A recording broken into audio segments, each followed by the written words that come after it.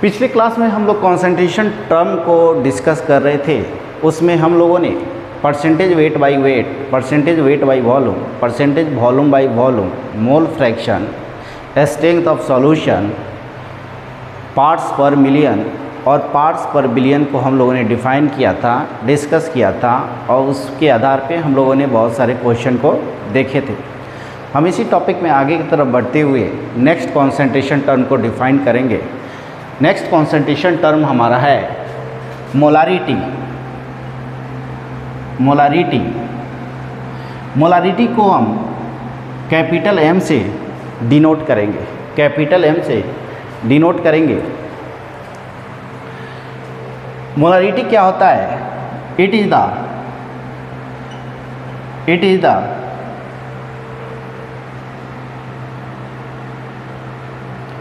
Number of moles of solute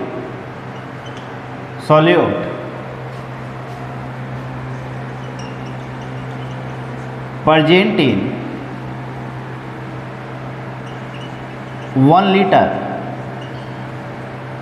of solution,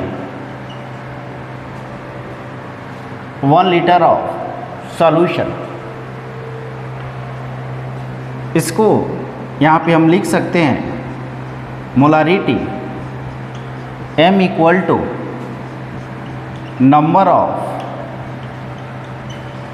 moles of solute divide by volume of solution in litre. This is the molarity. या फिर हम इसको लिख सकते हैं molarity M equal to number of millimoles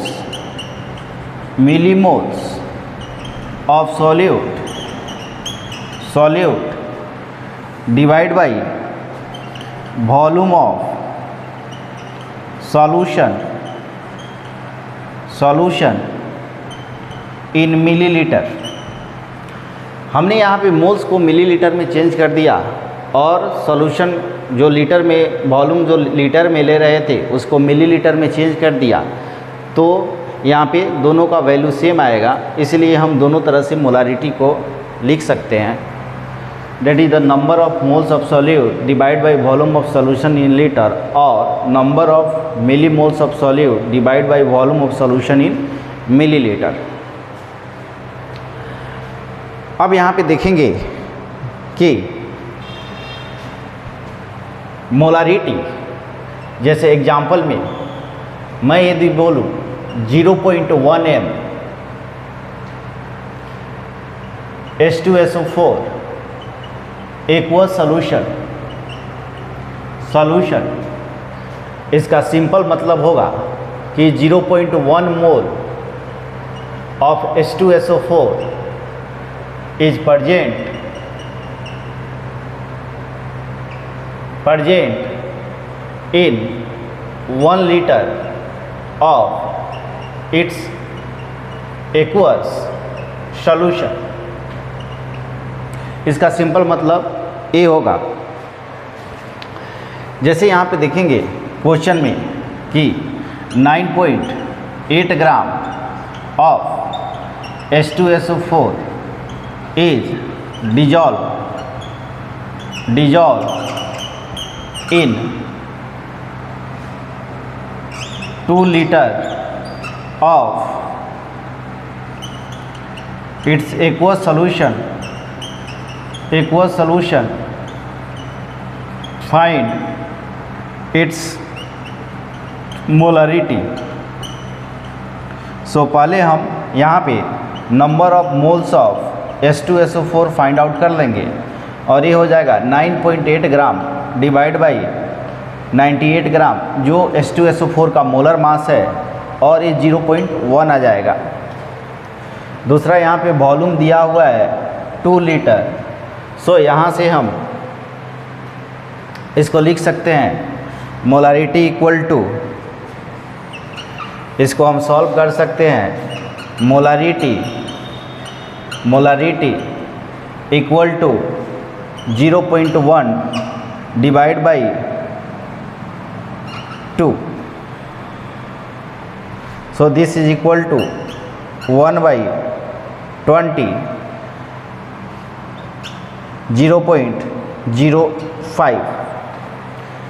0.05 यहाँ से molarity आ गया 0.05 m से हम इसको डिनोट करेंगे और इसको हम लिख सकते हैं 0.05 मोलर भी इसको लिख सकते हैं, दोनों का मतलब एक ही होगा।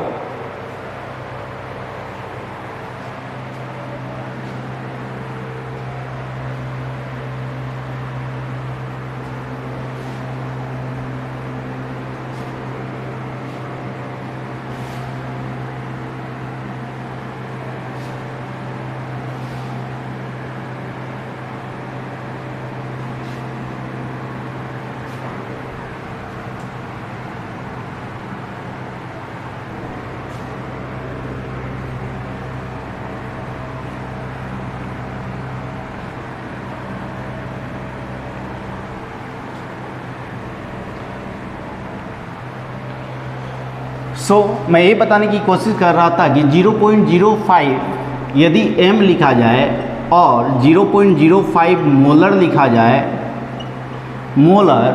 और 0.05 मोल पर लीटर लिखा जाए, सभी के सभी एक ही हैं, सभी का सभी सेम है, इसका सेम मतलब है, डेट इज द मोलारिटी। अब आगे हम लोग देखेंगे कि मोलारिटी को लेके किस किस टाइप के क्वेश्चन आ सकते हैं, किस किस टाइप के क्वेश्चन आने की पॉसिबिलिटी यहाँ पे है।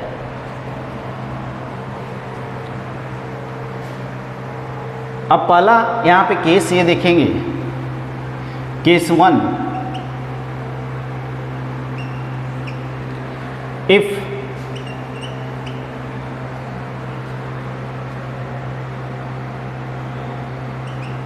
aqueous solution is diluted, aqueous solution is diluted। कहने का मतलब ये है कि यहाँ पे एक सॉल्यूशन रखा हुआ है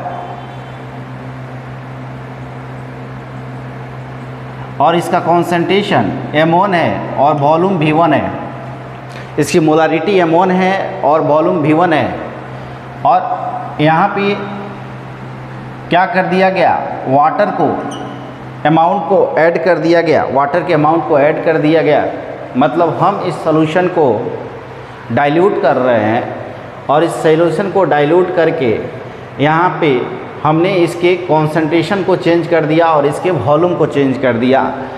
कॉन्सेंट्रेशन को चेंज कर दिया और इसका कॉन्सेंट्रेशन, इसकी मोलारिटी m2 हो गई और वॉल्यूम जो है वो v2 हो गई। जाहिर सी बात है कि यहाँ पे यदि हम कॉन्सेंट्रेशन को चेंज कर रहे हैं, डाइल्यूट कर रहे हैं, तो कहीं ना कहीं इसका मोलारिटी जो है, मोलारिटी वो डिक्रीज करेगा और यहाँ पे वॉल्यूम जो है वो इंक्रीज करेगा। लेकिन यहाँ पे मोल शब्द जो सॉल्यूट है, सॉल्यूट का मोल है, सॉल्यूट को हम इसमें ऐड नहीं कर रहे हैं, नहीं इसमें से हम सॉल्यूट को निकाल रहे हैं, इसीलिए नंबर, जितना number of moles of solute initial case में था उतना ही number of moles final solution में भी होगा। सो यहाँ पे number of moles of solute is constant,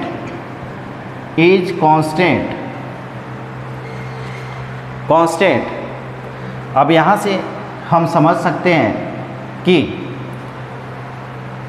इसके लिए यदि नंबर ऑफ मोल्स N1 है और इसके लिए नंबर ऑफ मोल्स N2 है, तो नंबर ऑफ मोल्स यहाँ पे चेंज होने नहीं जा रहा है, इसलिए N1 इक्वल टू N2 और मोलारिटी जो होता है वो होता है number of moles by volume.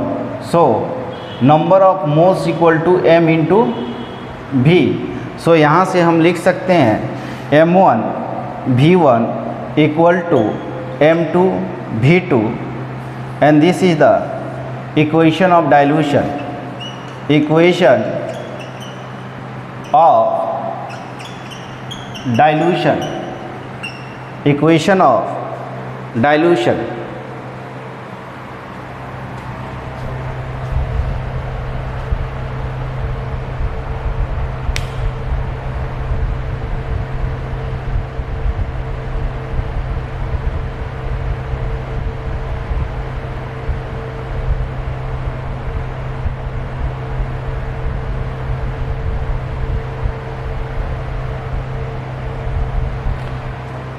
अब देखेंगे इस पे आधारित क्वेश्चन। यहाँ पे देखेंगे इसके लिए question.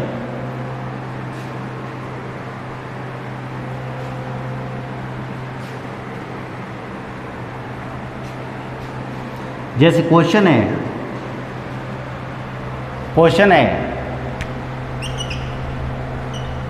What amount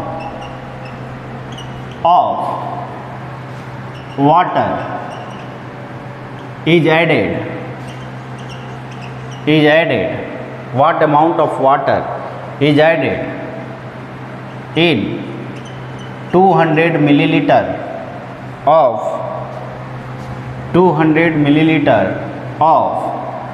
0.1 m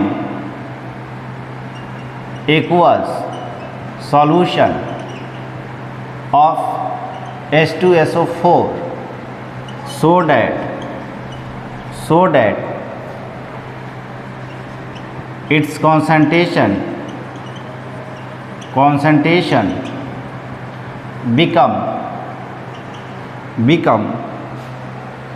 0.04 m। यहाँ पे ये सिंपल सा क्वेश्चन है। क्वेश्चन में ये पूछ रहा है कि already 200 millilitre of 0.1 m aqua solution है H2SO4 का, उसमें कितना वाटर मिला जाए कि उसका कॉन्सेंट्रेशन जो है वो 0.04 m हो जाए। यहाँ पे हम देख क्या रहे हैं कि 0.1 m पहले था और अब डिक्रीज होकर 0.04 m हो गया। सो यहाँ से हम देख रहे हैं कि यहाँ पे M1 जो है वो 0.1 m है और इसके लिए V1 जो है वो 200 मिलीलीटर है। यहाँ पे जो M2 है, M2 वो है 0.04 और यहाँ पे वॉल्यूम हम V2 फाइनल वॉल्यूम V2 मान लेते हैं। फाइनल वॉल्यूम जो है उसको हम यहाँ पे V2 मान लेते हैं। सो फर्स्ट हम V2 को फाइंड आउट करेंगे, फिर हम जितना अमाउंट ऑफ वाटर को उसमें ऐड किए हैं उसका वैल्यू हम यहाँ से फाइंड आउट करने की कोशिश करेंगे। अब यहाँ पे हम इक्वेशन लिख रहे हैं M1 V1 equal to M2 V2। यहाँ पे 0.1 m इंटू वॉल्यूम 200 मिलीलीटर, इसको लीटर में कन्वर्ट करेंगे या दोनों तरफ क्या है हम मिलीलीटर में ही लिखेंगे, आंसर मिलीलीटर में ही आ जाएगा क्योंकि दोनों तरफ हम 1000 से डिवाइड करेंगे, बात वही हुआ। लीटर में इसको चेंज करेंगे। So this is the 1000 and this is M2 is 0.04 into V2 जब आंसर में आएगा तो लीटर में आएगा और इसको मिलीलीटर में लाना है तो इधर भी हम क्या कर रहे हैं 1000 से डिवाइड कर दे रहे हैं। तो यही इक्वेशन सेम हो गया, उसको हम डिवाइड करें या नहीं करें वो आंसर V2 का मिलीलीटर में ही आ जाएगा। So 0.1 into 200 equal to 0.04 into V2 और V2 की वैल्यू यहाँ से फाइंड आउट करेंगे। सो ये हो गया 20 डिवाइड बाई 0.04 0.04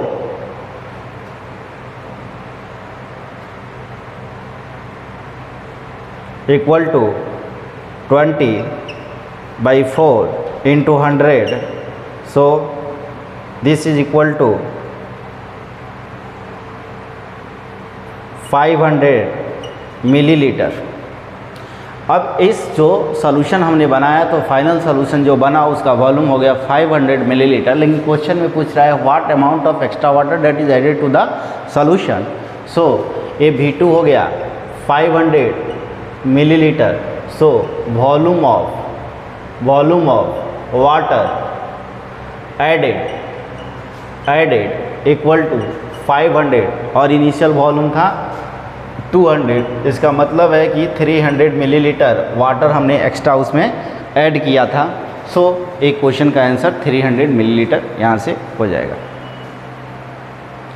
तो हम लोग फर्स्ट केस के लिए यहाँ पे एक क्वेश्चन देखे, एग्जांपल देखे, इसको हम लोग यहाँ से समझे कि कैसे जब कोई सॉल्यूशन को डाइल्यूट करते हैं तो वहाँ पे हम लोग कैसे फाइनल वॉल्यूम, फाइनल कॉन्सेंट्रेशन या शुरू का कॉन्सेंट्रेशन क्वेश्चन में नहीं दिया है, कोई एक डाटा नहीं दिया है, तो उसको हम कैसे फाइंड आउट करेंगे।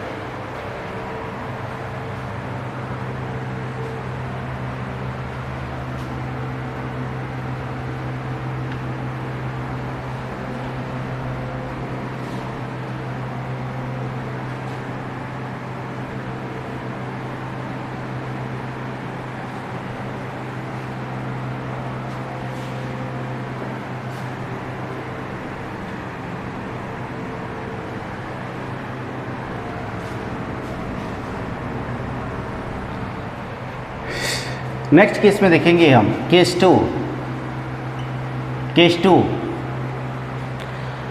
टू में यहाँ पे हम लोग देखेंगे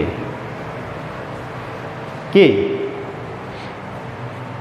if two solution having the same solute are mixed together then how to find out concentration of the resultant solution, how to find out the molarity of the resultant solution. If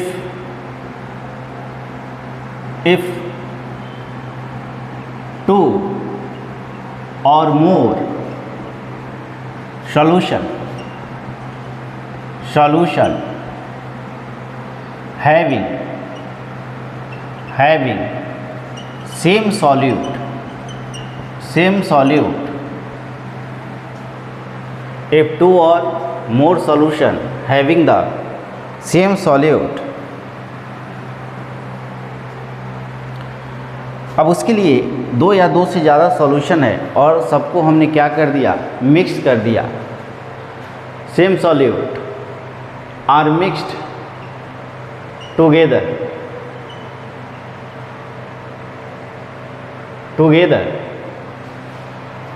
if two or more solution having the same solute are mixed together then we have to find out the molarity of the resultant solution.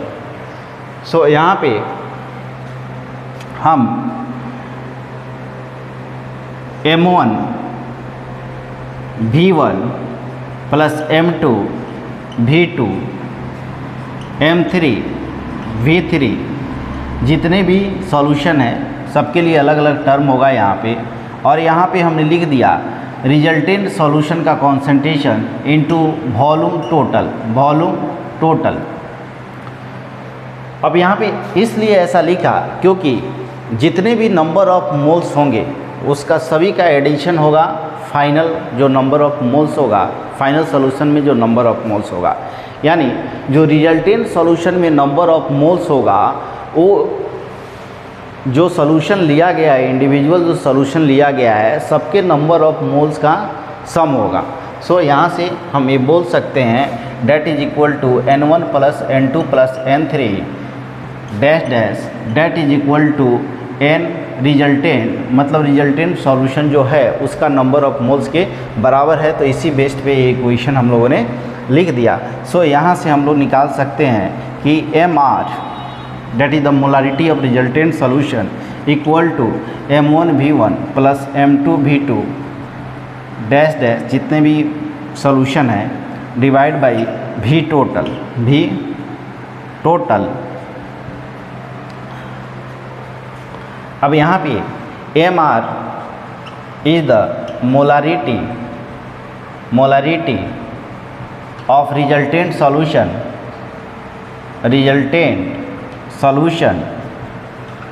Solution and V total equal to V1 plus V2 plus V3, जितने भी solution है सभी के volume को क्या करेंगे हम add कर देंगे।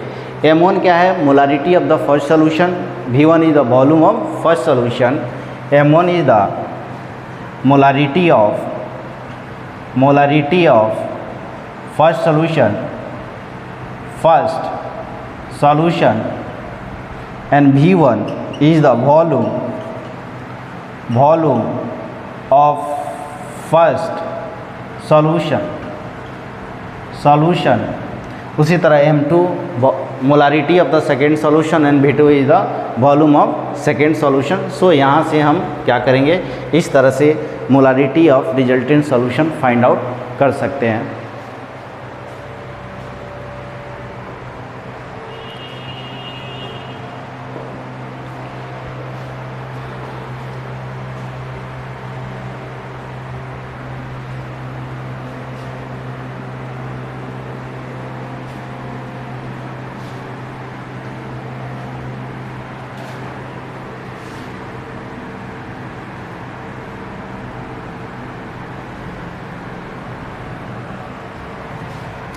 जैसे भी एग्जाम्पल में 200 millilitre of 0.1 m HCl is mixed with 300 milliliter of 0.2 m HCl aqueous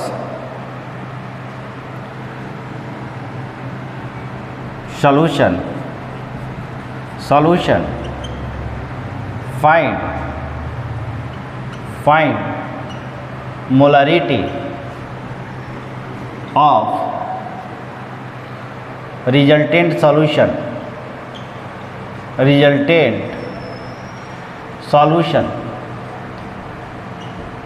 और फाइनल सॉल्यूशन। सो यहाँ से हम बोल सकते हैं कि molarity of that is equal to 200 into 0.1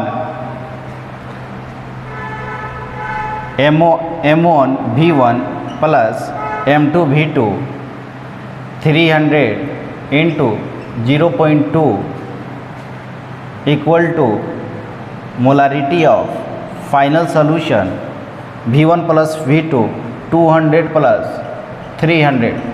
हमने क्या किया है, यहाँ पे फर्स्ट सोल्यूशन का मोल प्लस सेकेंड सोल्यूशन का mole equal to the final solution है उसका मोल यहाँ पे लिख दिया है। लेकिन हमने इक्वेशन में यहाँ पे 200 मिलीलीटर लिखा है क्योंकि हर जगह इक्वेशन में क्या है, दोनों तरफ मिलीलीटर है। सो लीटर में चेंज करें या मिलीलीटर में चेंज करें उस पर कोई भी इफेक्ट पड़ने वाला नहीं है। यहाँ पे यदि हम 1000 से डिवाइड कर देते हैं तो सभी के सभी क्या आ जाएंगे, लीटर में आ जाएंगे और 1000 हर जगह कैंसिल हो जाएगा। सो इक्वेशन सेम हो जाएगा। सो यहाँ से हम बोल सकते हैं कि MR molarity of resultant solution is equal to 200 into 0.1 plus 300 into 0.2 divide by 200 plus 300। So यहाँ से this is equal to 20 plus this is the 60 divide by this is 500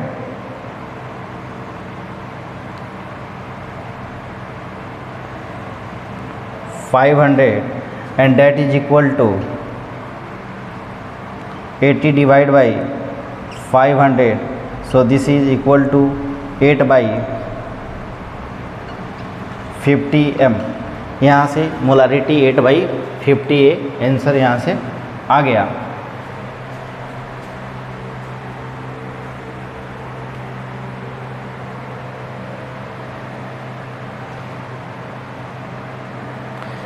so यहाँ से this is the result molarity of the resultant solution.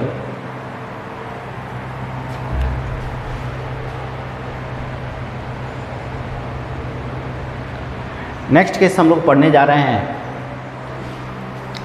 Case 3। Case 3 में हम लोग पढ़ रहे हैं if 2 or more non-reacting solution are mixed together. If 2 or more non-reacting solution are mixed together, then how to find out the concentration of a particular component in the mixture or in the solution, resultant solution. Third case है। Third case में हमने condition ये रख दिया कि जो भी component रख रहे हैं उसमें जो भी सॉल्यूशन रख रहे हैं वो solution are the non reacting solution, वो एक दूसरे से रिएक्ट करने नहीं जा रहे हैं। If 2 or more non reacting if 2 or more non reacting solution, if 2 or more non reacting solutions are mixed together, इस केस में हम देखते हैं, डायरेक्ट क्वेश्चन से देखते हैं कि इसको हम कैसे फाइंड आउट करेंगे। 2 और मोर नॉन रिएक्टिंग सॉल्यूशन से का कहने का मतलब है कि कोई भी सॉल्यूशन एक दूसरे से रिएक्ट करने वाला नहीं है और हर सॉल्यूशन जो है वो डिफरेंट होगा। सो जैसे यहाँ पे एग्जांपल के लिए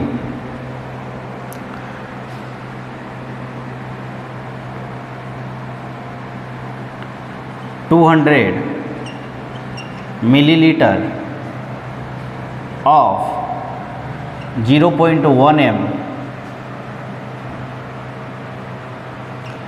AgNO3, 300 milliliter of 0.2 m NaNO3 and 500 milliliter of 0.3 m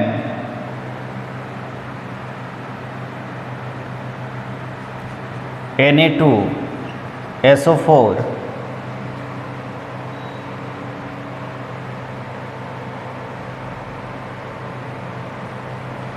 aqueous solutions are mixed together,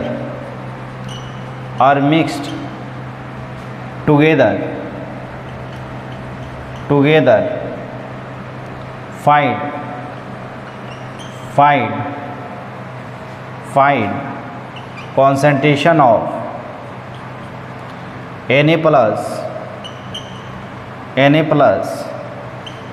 and concentration of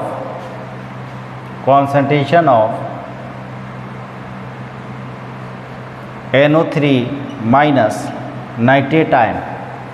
यहाँ पे Na प्लस का कॉन्सेंट्रेशन निकालना है। यहाँ पे ये बोला गया है कि Na plus is acting as the solute और यहाँ पे NO3 minus is the acting as the solute और यहाँ पे Na प्लस का मतलब है कि molarity of Na plus, molarity of Na plus. तो यहाँ पे देख रहे हैं कि AgNO3, NaNO3 और Na2SO4 सभी का सभी क्या है, नॉन रिएक्टिंग सॉल्यूशन है। नॉन रिएक्टिंग एक्वस सॉल्यूशन दिया गया है क्वेश्चन में। सो यहाँ से हम बोल सकते हैं, पहले फाइंड आउट हम करेंगे यहाँ से सबका मोल्स फाइंड आउट करेंगे और टोटल वॉल्यूम से उसको क्या करेंगे, डिवाइड कर देंगे। सो यहाँ पे हम बोल सकते हैं भी टोटल जो है वो है 200 प्लस 300 प्लस 500 यानी 1000 millilitre and that is equal to 1 litre. भी टोटल इतना हो गया। अब फर्स्ट क्वेश्चन ये था कि find the concentration of Na plus. So concentration of Na plus equal to number of moles of Na plus divide by V total. So यहाँ से हम number of moles of Na plus find out करेंगे। So यहाँ पे मान के चल रहे हैं कि सभी के सभी जो हैं वो 100% इसका आयोनाइजेशन हो रहा है। सो यहाँ देख रहे हैं Na प्लस NO3 ये सॉल्ट है, Na2SO4 है, यहाँ पे ये सॉल्ट है। सो यहाँ पे जो number of moles of NaNO3 है, मतलब 1 mole of NaNO3 dissociate into 1 mole of Na plus. So यहाँ से जितना नंबर ऑफ मोल आएगा उतना ही Na प्लस यहाँ से प्रोड्यूस होगा। सो हम बोल सकते हैं कि हम यहाँ से बोल सकते हैं कि नंबर ऑफ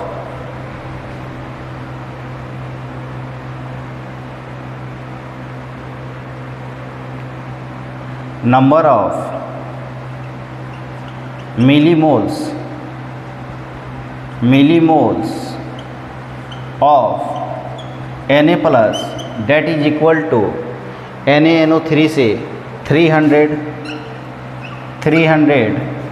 into 0.2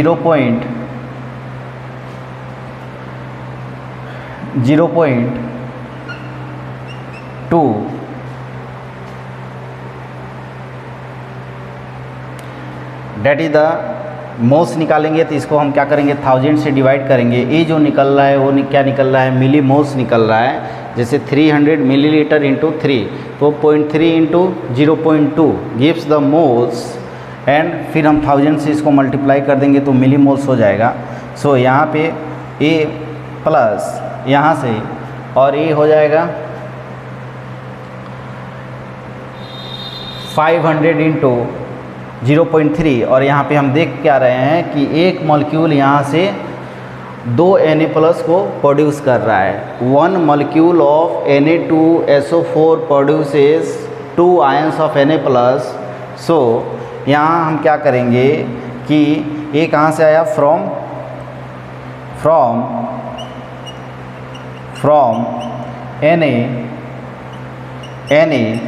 NaNO3 और यहाँ पे देखेंगे हम क्या कि ये जो आ रहा है Na plus second part that is the 2 into 500 into 0.3। So इतना मोल्स हो गया और ये आया फ्रॉम Na2SO4 यहाँ से आया। So this will be equal to the ए हो गया 60 और ये है 150 that is the 53 2 into 53 150। So this is equal to 60 plus 300 यानी 360। ये हो गया आपको मिली मोल्स। सो यहाँ से ये 150 हो गया और 150 इंटू 2 300 हो गया और यहाँ पे 60 हो गया। सो 360 मिलीमोल्स Na प्लस का यहाँ से मिलीमोल्स आ गया। सो यहाँ से हम बोल सकते हैं कि concentration of Na plus is the 360 divide by volume. यहाँ पे क्या लेंगे, चूँकि ऊपर में मिली मोल ले रहे हैं तो नीचे में हम 1000 ले लेंगे वैल्यू यहाँ पे 1000 मिलीलीटर और यहाँ से इसका आंसर हो जाएगा 0.36 m। सो यहाँ से हमने कॉन्सेंट्रेशन ऑफ Na प्लस को फाइंड आउट कर लिया। दूसरा जो क्वेश्चन था वो था NO3 माइनस का कॉन्सेंट्रेशन फाइंड आउट करना। तो यहाँ पे हम देख के आ रहे हैं कि NO3 एक तो AgNO3 से प्रोड्यूस हो रहा है और दूसरा NaNO3 से प्रोड्यूस हो रहा है। इसका एक मोल एक ही मोल NO3 माइनस को प्रोड्यूस करेगा और इसका एक मोल एक ही NO3 माइनस को प्रोड्यूस करेगा। सो यहाँ से number of moles of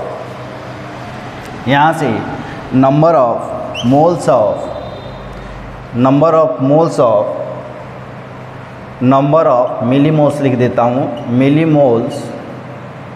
millimoles of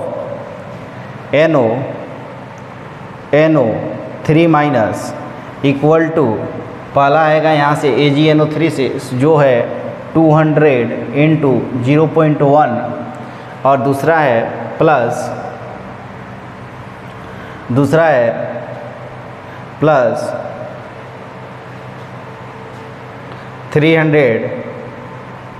300 into 0.2, so this is equal to 20 plus 60, this is equal to 80 millimoles आ गया। सो NO3 माइनस का concentration that is the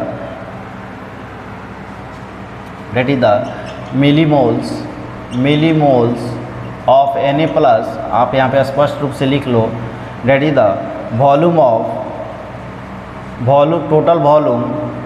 total volume in millilitre.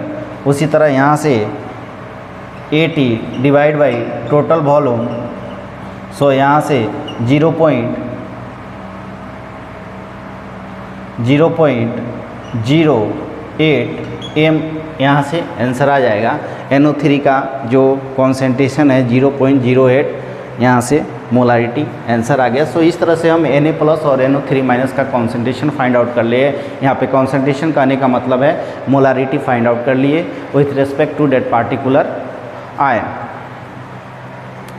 और यहाँ पे हम लोगों ने इजी करने के लिए मोल्स नहीं निकाला, डेट इज़ द मिलीलीटर से यदि हम मोल्स में मल्टीप्लाई कॉन्सेंट्रेशन में मल्टीप्लाई कर देते हैं तो डायरेक्ट यहाँ से मिलीमोल्स निकल जाएगा, क्योंकि दिस इज़ द मोलारिटी और ये 300 है। यदि 300 डिवाइड बाई हमने 1000 कर देता तो ये मिलीलीटर में नहीं के लीटर में आता और यहाँ से जो आंसर आता वो मोल्स आ जाता डायरेक्ट। और मोल्स में हमने क्या किया, फिर 1000 से मल्टीप्लाई कर दिया तो मिली मोल्स हो गए। तो यहाँ से जैसे बाई 1000 करता तो 0.3 हो जाता, 0.3 इंटू 0.2 इक्वल टू 0.06 और फिर 1000 से मल्टीप्लाई कर दिया तो 60 मिली मोल आ गया। तो यहाँ से हमने उसको मिली मोल्स में लेके हमने क्या कर दिया, millimoles divide by volume of solution in the millilitre, दोनों सेम ही हैं। या तो हम उसको लिख सकते हैं that is the moles number of moles divide by volume of solution in litre, या number of millimoles divide by volume of solution in millilitre, both are the same.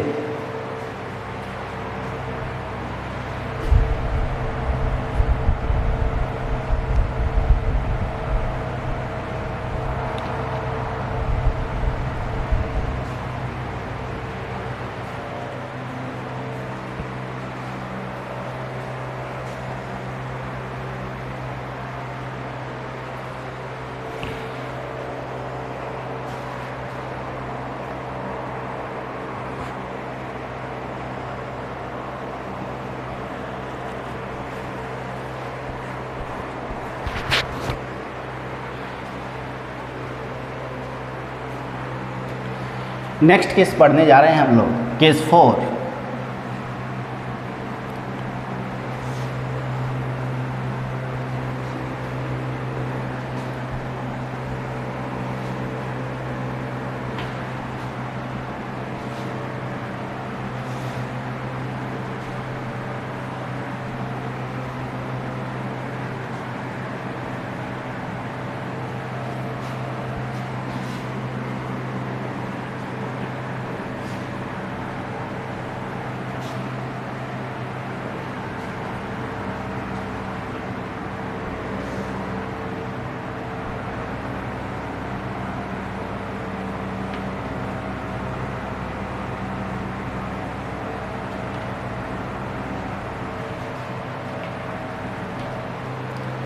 Case 4 में देखेंगे when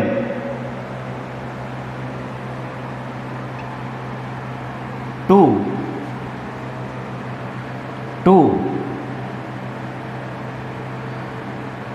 reacting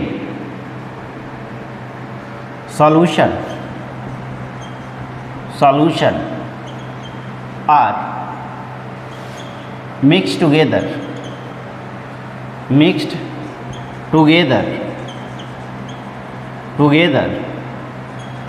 and there is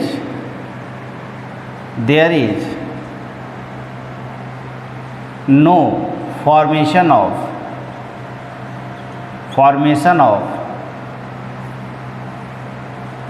precipitate. There is no formation of precipitate. यदि यहाँ पे दो reacting solution को हम रख रहे हैं और वो रिएक्ट करेगा और वहाँ से यदि कोई भी प्रेसिपिटेट नहीं बनेगा, तब उसमें हम लोग कैसे कॉन्सेंट्रेशन को फाइंड आउट करेंगे यहाँ पे सीखेंगे। जैसे डायरेक्ट क्वेश्चन पे आते हैं, जैसे में 200 millilitre of 1 m HCl solution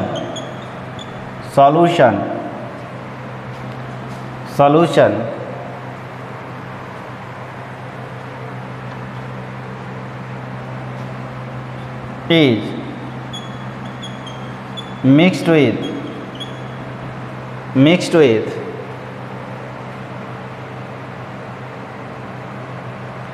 300 milliliter of 0.001 m NaOH aqueous solution,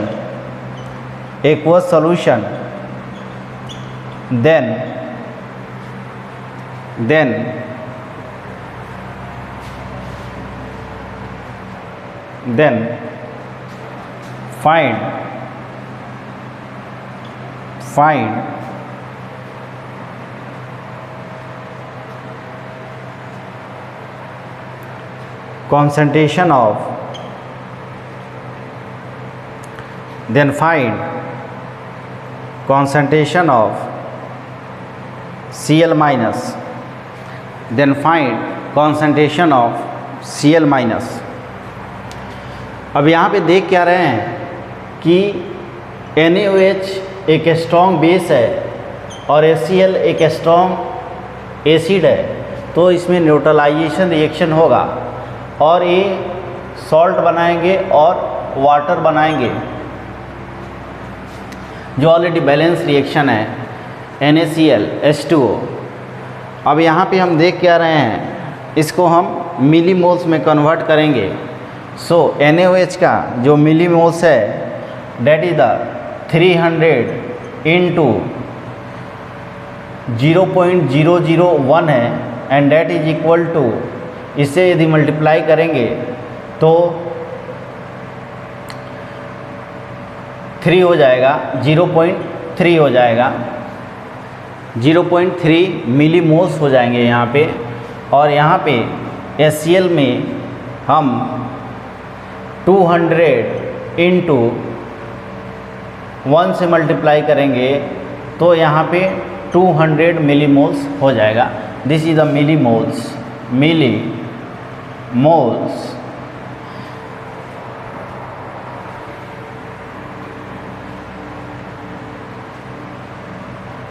सो यहाँ से हम देख क्या रहे हैं कि A यहाँ पे लिमिटिंग रिएजेंट है और A क्या है, यहाँ पे एक्सेस रिएजेंट है। सो A 0.3 यहाँ पे पूरा का पूरा ख़त्म हो जाएगा और यहाँ से इसका 1 मोल इसके 1 मोल को कंज्यूम कर रहा है, इसीलिए यहाँ पे 0.1 मोल 1 मोल को कंज्यूम कर रहा है। सो 0.3 मोल को कंज्यूम करेगा और यहाँ पे बच जाएगा 200 minus 0.3 and that is equal to 199.99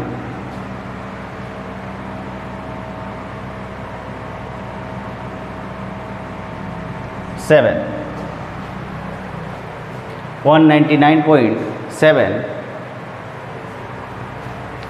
सो इतना भी यहाँ पे मिली मोल्स बच जाएगा। सो हमको कॉन्सेंट्रेशन फाइंड आउट करना है Cl माइनस का।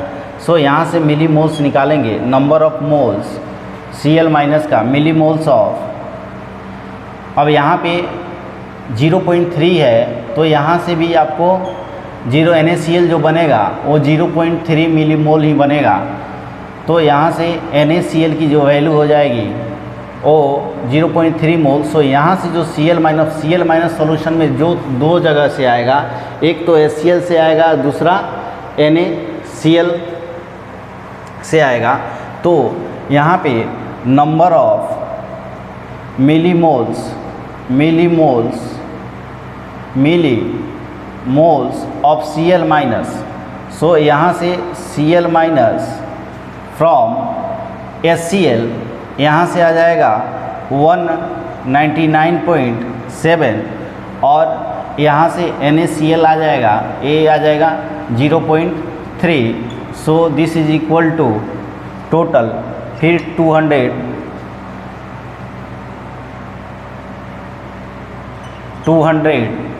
मिलीमोल्स हो जाएगा।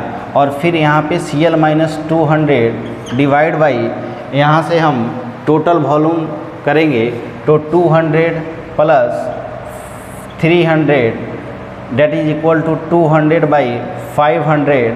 सो यहाँ से 2/5 आ जाएगा और ये आपका इतनी मोलारिटी 0.4 m यहाँ से आंसर आ जाएगा।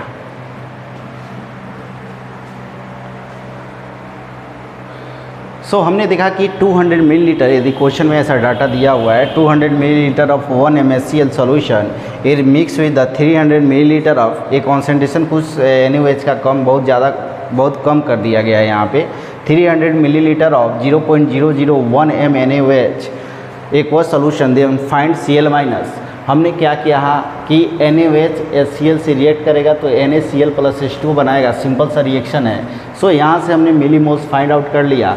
यहाँ पे मोलारिटी इतनी दी हुई है और 300 दिया हुआ है। सो इसका 0.3 यहाँ पे मिलीमोल्स आएगा और यहाँ पे 200 इंटू 1 m दिया हुआ है, इसलिए यहाँ पे 200 मिलीमोल्स आ जाएगा। अब यहाँ पे ये देखने से लग रहा है क्या कि लिमिटिंग रिएजेंट है, तो ये बहुत कम है। लिमिटिंग रिएजेंट है तो पूरा का पूरा इसका कंजप्शन होगा। और यहाँ पे HCl में ये 0.3 कैंसिल हो जाएगा तो 200 माइनस 0.3, सो यहाँ से 199.7 यहाँ से मिलीमोल्स बच जाएंगे।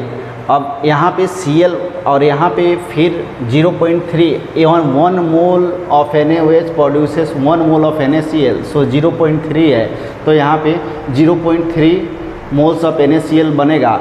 तो यहाँ से number of millimoles of Cl minus equal to concentration of number of millimoles of Cl minus from HCl plus number of millimoles of Cl minus from NaCl।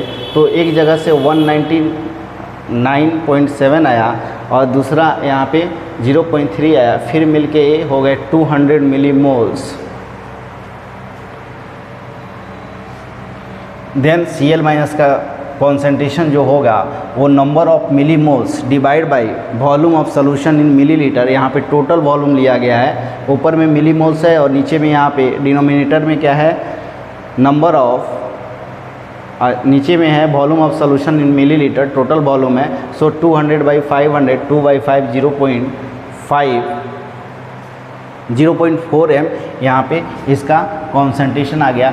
सो हम यहाँ पे यदि दो रिएक्टिंग सॉल्यूशन है तो रिएक्शन होने के बाद उसमें कौन कौन से प्रोडक्ट बन रहे हैं वहाँ से उसका कॉन्सेंट्रेशन हम फाइंड आउट करेंगे। यहाँ से Cl माइनस का कॉन्सेंट्रेशन फाइंड आउट करना था तो हमने यहाँ पे दो रिएजेंट को कंसीडर किया, HCl और NaCl। यदि हमको सिर्फ H प्लस पूछता तो सिर्फ HCl का ही H प्लस हम यहाँ पे लेते और कहीं से H प्लस नहीं आ रहा है, H2O से जो H प्लस आ रहा है वो काफ़ी नेग्लिजिबल है। सो यदि H प्लस का कॉन्सेंट्रेशन पूछता तो हम सिर्फ HCl को कंसीडर वहाँ पे करते।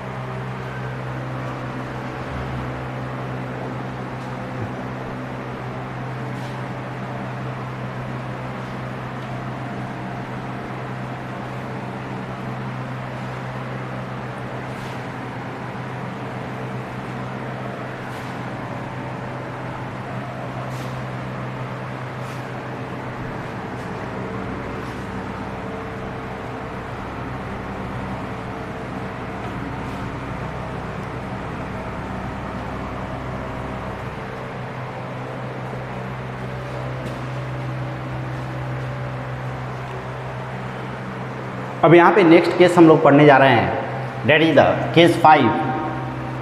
केस 5 और केस 5 में हम लोग पढ़ेंगे कि if two reacting if two reacting solution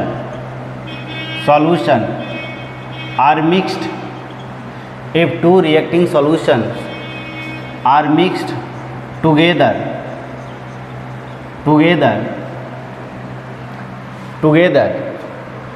and there is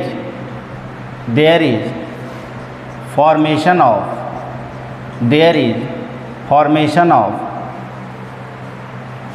precipitate, then precipitate, तो यहाँ पे नोट करके लिखेंगे कि precipitate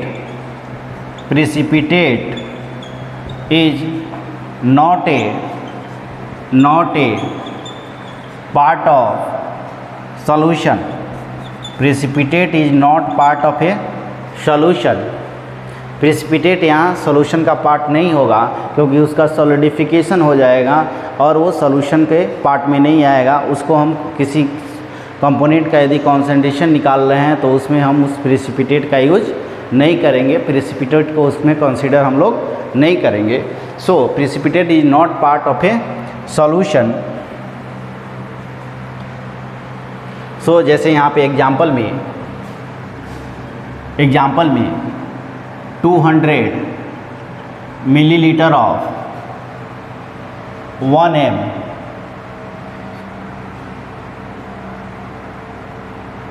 AgNO3 solution, aqueous solution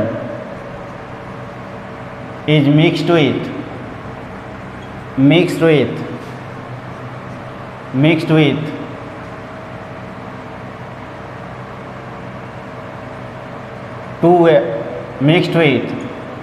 300 milliliter of 2m 300 milliliter of 2m NaCl aqueous solution,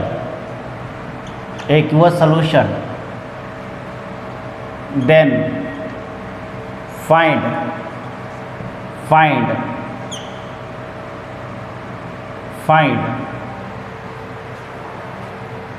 concentration of Cl minus, find concentration of Cl minus।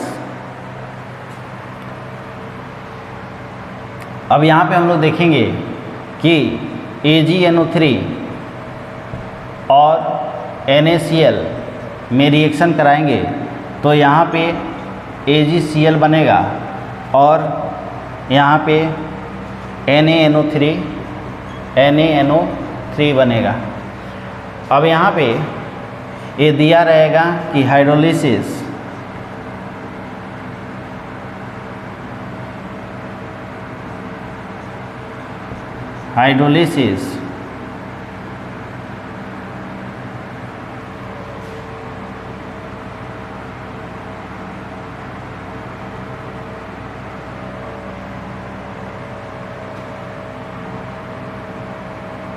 यहाँ पे ये दिया रहेगा कि AgCl डिसोसिएशन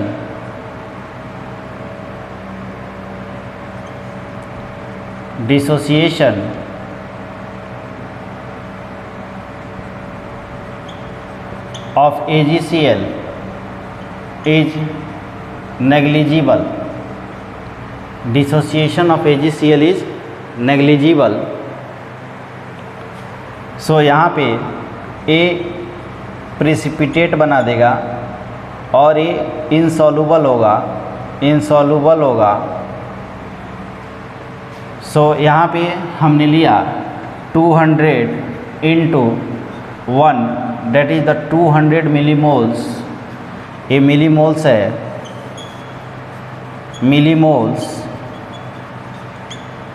और यहाँ पे NaCl जो है वो है 300 into 2 that is the 600 millimoles.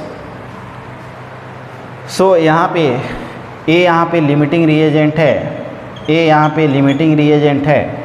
So यहाँ पे 200 मिलीमोल कंज्यूम हो जाएगा और यहाँ पे कुछ नहीं बचेगा।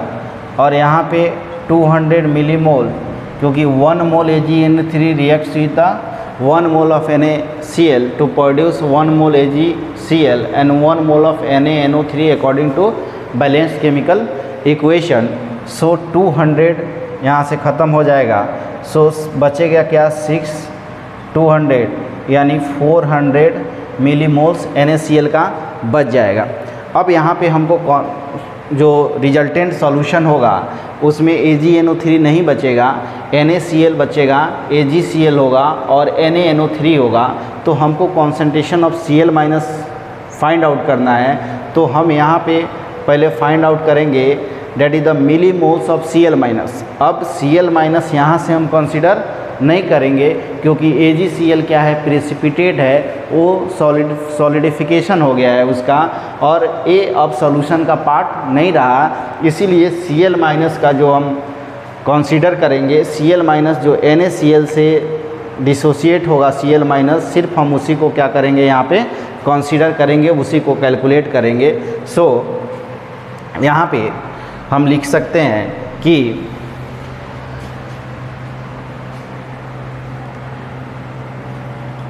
मिली moles of Cl minus equal to 400 Cl minus is considered only from NaCl। So यहाँ से concentration of Cl minus equal to 400 millimoles divide by total volume in millilitre. तो टोटल वॉल्यूम कितना हो गया, 200 प्लस 300। सो ए हो गया 400 divide by 500। So this is equal to 4/5 and this is equal to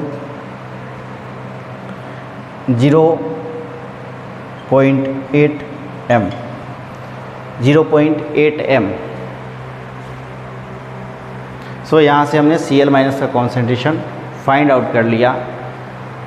सो इस तरह से हम Cl माइनस को AgCl से कंसीडर नहीं किए क्योंकि AgCl क्या कर रहा है, प्रेसिपिटेट बना रहा है। So Cl minus is consider only from the NaCl because NaCl ionize into Na plus Cl minus, but AgCl is not ionized। AgCl is solid state, precipitate is not part of a solution।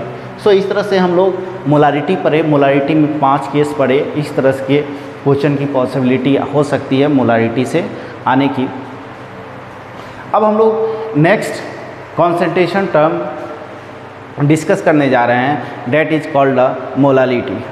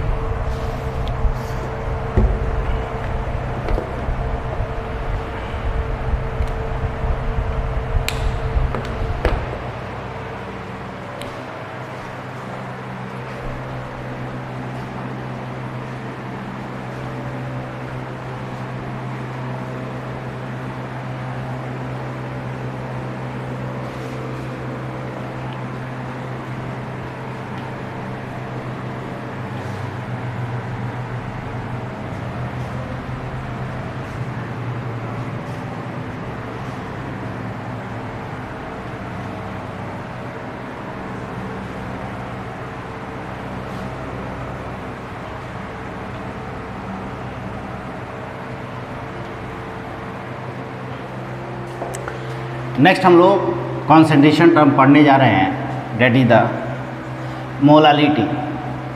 Molality. इसको small m से हम लोग represent करते हैं molality को। Molality क्या होता है? It is the number of moles of solute. It is the number of moles of solute present in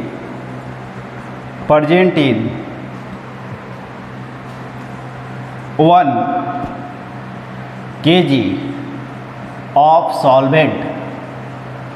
ये ऐसा कॉन्सेंट्रेशन टर्म है जिसमें हम सॉल्वेंट यूज करने जा रहे हैं। पर केजी ऑफ सॉल्वेंट में जितना नंबर ऑफ मोल सॉल्यूट का हो उसी को हम मोलालिटी बोलते हैं, जैसे एग्जांपल में अब यहाँ पे पहले फार्मूला लिख लेते हैं। Molality m equal to number of moles of solute divide by mass of solvent in KG. ए मोलालिटी का फॉर्मूला हो गया। अब जैसे यहाँ पे एग्जांपल हम देखेंगे कि 0.1 molality m C2H5OH aqueous solution. इसका सिंपल मतलब है कि 0.1 मोल C2H5OH is 0.1 mole C2H5OH is present in 0.1 mole C2H5OH is present in 1 kg of solvent यहाँ पे एक्वस है इसलिए यहाँ पे वाटर को रख लिए। इसका सिंपल मतलब ए होगा। जैसे में क्वेश्चन यदि यहाँ पे दे दिया जाए कि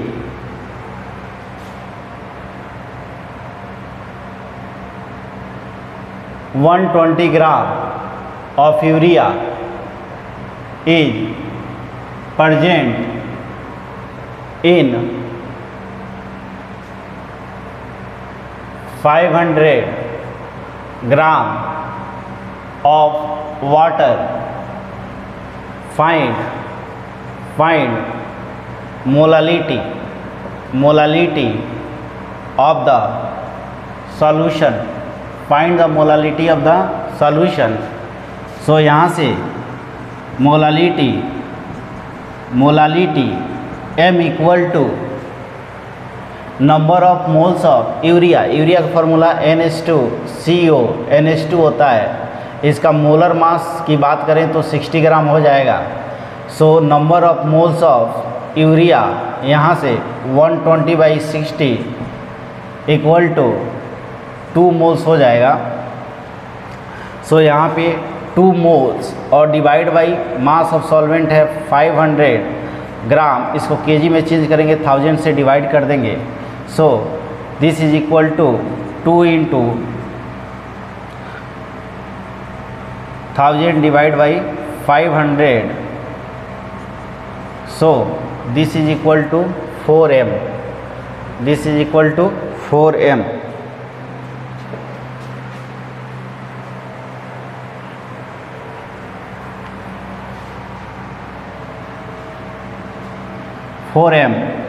और इसको हम बोल सकते हैं 4 मोलल।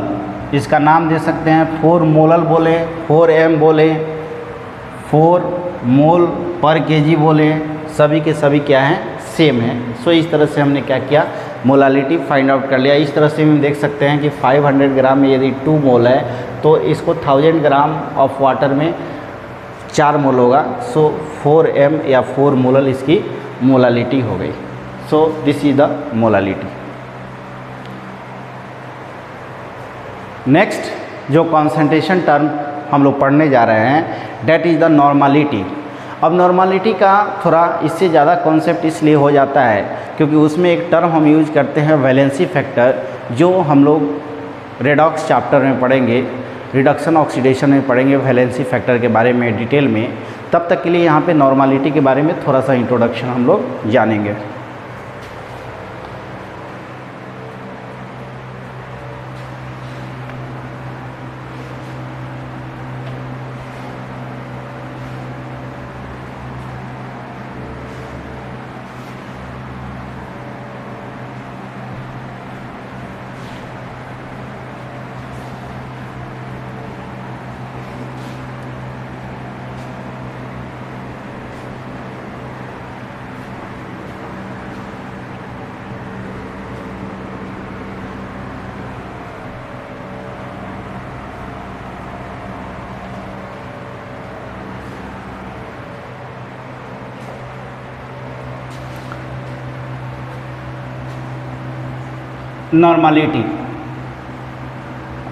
नॉर्मालिटी इसको हम कैपिटल N से डिनोट करेंगे, कैपिटल N से इंडिकेट करेंगे इसको।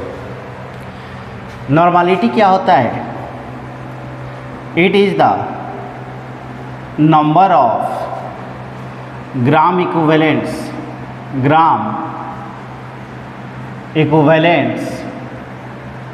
it is the number of gram equivalents of solute present in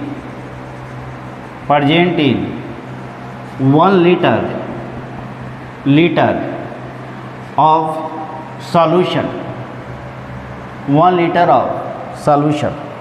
अब यहाँ पे देखेंगे number of gram equivalent means क्या होता है, ग्राम इक्विवेलेंट मीन्स क्या होता है। सो यहाँ पर इसका फॉर्मूला लिख रहे हैं, normality N equal to number of gram equivalents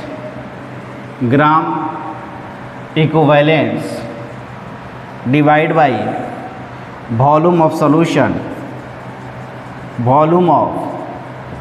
solution in litre. अब इस फॉर्मूला को जानने के लिए हमको नंबर ऑफ ग्राम इक्विवेलेंट को डिफाइन करना पड़ेगा। So number of gram equivalent equal to mass divide by gram equivalent mass. अब नंबर ऑफ ग्राम इक्विवेलेंट को जानने के लिए हम जानेंगे ग्राम इक्विवेलेंट मास क्या होता है। ग्राम इक्विवेलेंट मास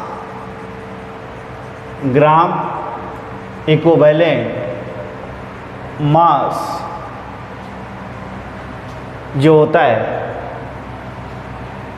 वो होता है molar mass divide by valency factor VF। अब हम लोग देख क्या रहे हैं, नॉर्मालिटी को जानने के लिए हमने ग्राम इक्विवेलेंट का यूज किया, ग्राम इक्विवेलेंट के लिए जानने के लिए हमने ग्राम इक्विवेलेंट मास का यूज किया, और ग्राम इक्विवेलेंट मास को जानने के लिए हमने वैलेंसी फैक्टर का यूज किया। इसी वैलेंसी फैक्टर के बारे में हमको डिटेल में रेडॉक्स चैप्टर में पढ़ना है, वहाँ पे हम इसको डिटेल में डिस्कस करेंगे। तब तक के लिए यहाँ पे हम जान सकते हैं कि वैलेंसी फैक्टर किसी एसिड के लिए वो कितना H+ एक्वस सॉल्यूशन में रिलीज करता है, उसको हम उसका वैलेंसी फैक्टर बोलते हैं। यदि वो बेस है तो वो कितना OH- number of OH- that is release by the base in the aqueous solution, वो उसकी वैलेंसी फैक्टर हो गई। यदि हम किसी केटायन की बात करेंगे तो उस पर कितना चार्ज है उसका वैलेंसी फैक्टर हो जाएगा। किसी एनायन की बात करेंगे तो उस पर कितना चार्ज है उसकी वैलेंसी फैक्टर उसकी हो जाएगी। यदि हम किसी सॉल्ट की बात करेंगे तो केटायन या एनायन पे जितना टोटल चार्ज है वो उसकी वैलेंसी फैक्टर हो जाएगी। और चूँकि वैलेंसी फैक्टर रिएक्शन पे भी डिपेंड करता है कि रिएक्शन कैसे हो रहा है, उसमें ऑक्सीडेशन स्टेट कैसे चेंज कर रहे हैं, वहाँ से भी हम वैलेंसी फैक्टर डिटरमाइन करते हैं और रिएक्शन पे भी डिफाइन होता है। इसलिए जो ग्राम इक्विवेलेंट मास होता है वो वैलेंसी फैक्टर पे डिपेंड करता है। और वैलेंसी फैक्टर उसको हम डिफरेंट तरह से फाइंड आउट कर सकते हैं, डिफरेंट तरह से फाइंड आउट करते हैं और रिएक्शन पे भी डिपेंड करता है।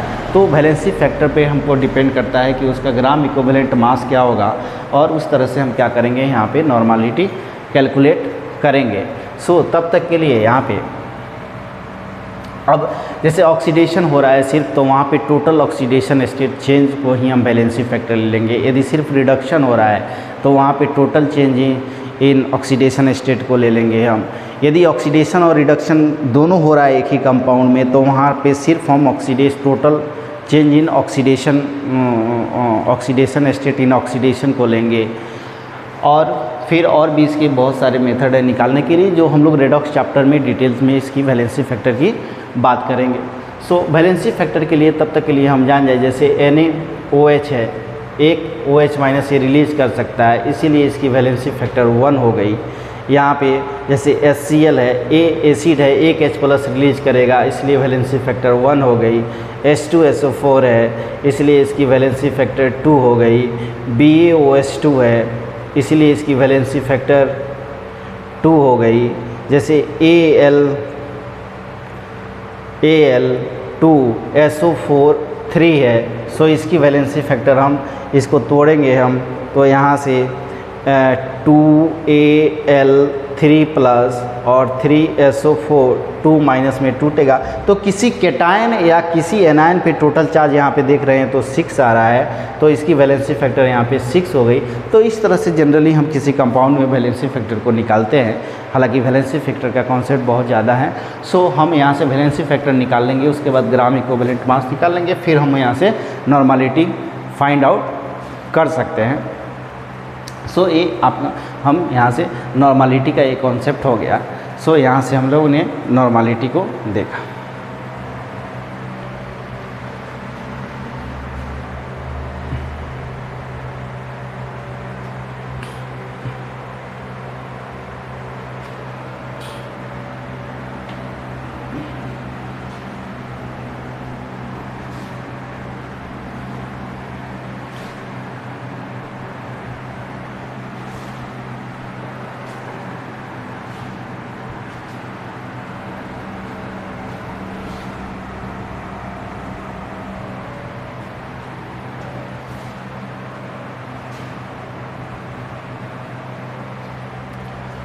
अब यहाँ पे हम ये भी देख सकते हैं कि gram equivalent weight gram number of gram equivalent यदि लिखूँ, gram equivalents number of gram equivalents, so यहाँ से हम बोल सकते हैं कि this is the mass of sample divide by gram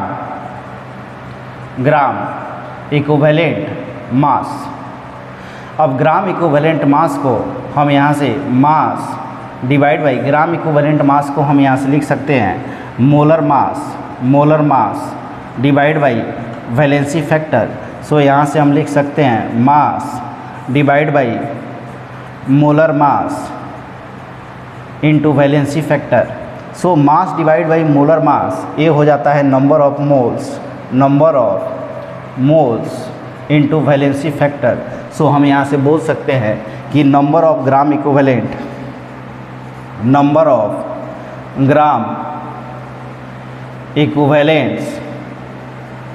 equal to number of moles into valency factor यहाँ से हो जाएगा। Number of gram equivalent equal to number of moles into valency factor यहाँ से हो जाएगा। और दूसरा चीज़ ये है कि जैसे हम लिखते हैं यहाँ पे normality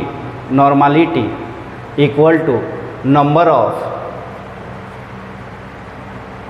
gram equivalents divide by volume of solution volume. So यहाँ से हम बोल सकते हैं कि number of gram equivalent equal to valency factor into number of moles divide by volume. So number of moles divide by volume ये molarity हो जाएगा। सो यहाँ से हम बोल सकते हैं कि normality equal to valency factor into molarity. So दो रिजल्ट हम यहाँ से देखें, यदि वैलेंसी फैक्टर पता है तो नंबर ऑफ मोल्स में सीधे मल्टीप्लाई कर देंगे तो नंबर ऑफ ग्राम इक्विवेलेंट निकल सकता है। और यहाँ से नॉर्मालिटी फाइंड आउट करना है, यदि मोलारिटी दिया हुआ है तो उसमें भी हम वैलेंसी फैक्टर से मल्टीप्लाई करेंगे तो यहाँ से हम नॉर्मालिटी फाइंड आउट कर सकते हैं। सो इस तरह से हम लोगों ने नॉर्मालिटी के बारे में डिस्कस किया। अब थोड़ा एग्जांपल देख रहे हैं नॉर्मालिटी पे।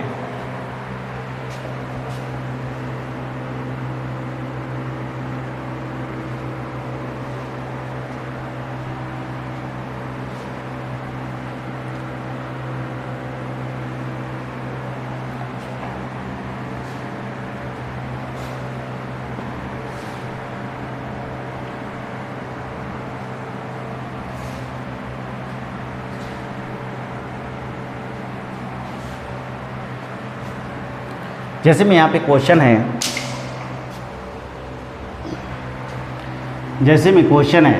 कि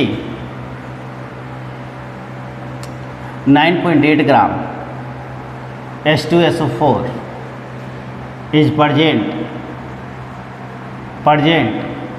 in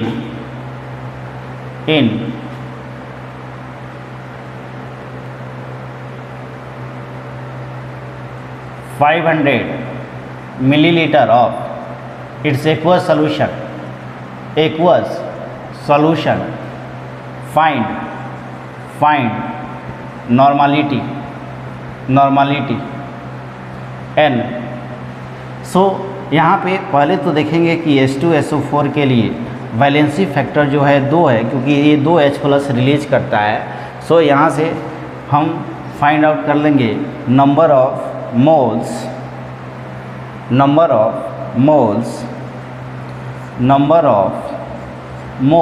date is 9.8 gram divide by 98 gram जो उसका मोलर मास है, यहाँ से 0.1 मोल आ गया। So number of gram equivalent